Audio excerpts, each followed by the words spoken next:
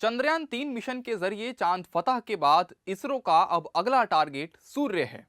इसरो सूर्य को करीब से जानने के लिए 2 सितंबर को देश की पहली अंतरिक्ष आधारित ऑब्जर्वेटरी आदित्य L1 लॉन्च करेगा। यानी फिर एक बार देश और दुनिया की निगाहें श्रीहरिकोटा की तरफ होंगी। ये मिशन क्या है और इसके जरिए भारत क्या हासिल करना चाहता है, ये सब हम आपको बताते हैं। शुरू में इसरो आदित्य L1 को पृथ्वी की निचली कक्षा में स्थापित करेगा। बाद में धीरे धीरे इसकी कक्षा को बड़ा किया जाएगा। अंत में ये पृथ्वी के गुरुत्वाकर्षण क्षेत्र यानी ग्रेविटेशनल एरिया से बाहर निकलकर सूर्य के करीब L1 पॉइंट की तरफ अपना सफर शुरू कर देगा। लॉन्च से L1 तक की यात्रा में आदित्य L1 को लगभग 4 महीने लगेंगे और पृथ्वी से इसकी दूरी 15 लाख किलोमीटर होगी।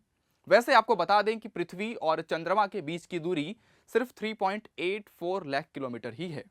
इसरो ने कहा है कि L1 पॉइंट के चारों तरफ हेलो ऑर्बिट में रखे गए सैटेलाइट पर बिना किसी ग्रहण के लगातार सूर्य की रोशनी पड़ती है।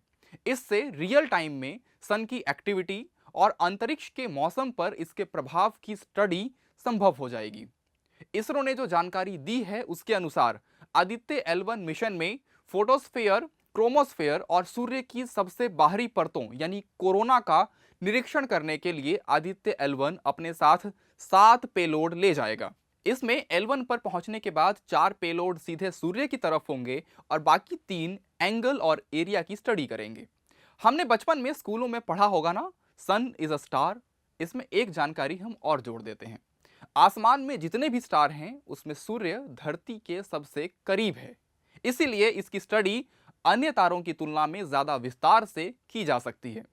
इसरो ने कहा है कि सूर्य का अध्ययन करके हम अपनी आकाशगंगा यानी गैलेक्सी के तारों के साथ साथ दूसरी गैलेक्सी के तारों के बारे में भी बहुत कुछ जान सकते हैं।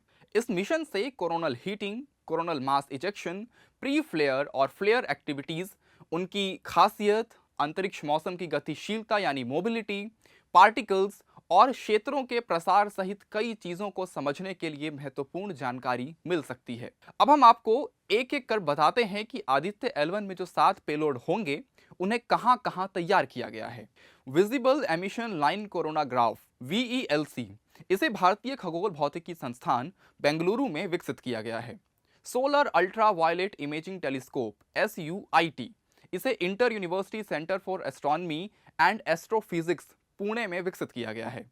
Aditya solar wind particle experiment ASPEX, इसे भौतिक अनुसंधान प्रयोगशाला अहमदाबाद में विकसित किया गया है। Plasma analyser package for Aditya PAPA, इसे अंतरिक्ष भौतिकी प्रयोगशाला विक्रम साराभाई अंतरिक्ष केंद्र तिरुवनंतपुरम में डेवलप किया गया। Solar low energy X ray spectrometer SOLEXS, इसे UR Rao satellite centre Bengaluru में डेवलप किया गया। High energy L1 orbiting X ray spectrometer HEL1OS, इसे भी UR Rao satellite centre Bengaluru में ही तैयार किया गया है। Advanced triaxial high resolution digital magnetometer, इसे इलेक्ट्रो ऑप्टिक सिस्टम बेंगलुरु में डेवलप किया गया है। तो ये थे 7 पेलोड्स की जानकारी। इसरो ने कहा है कि आदित्य L1 को भारतीय रॉकेट PSLV XL से लॉन्च किया जाएगा। अगर आप इस लॉन्च को अपनी आंखों से लाइव देखना चाहते हैं तो श्रीहरिकोटा के अंतरिक्ष लॉन्च सेंटर की गैलरी से देख सकते हैं। आम लोगों को इसके लिए पहले रजिस्ट्रेशन कराना होगा और रजिस्ट्रेशन चालू हो गए हैं।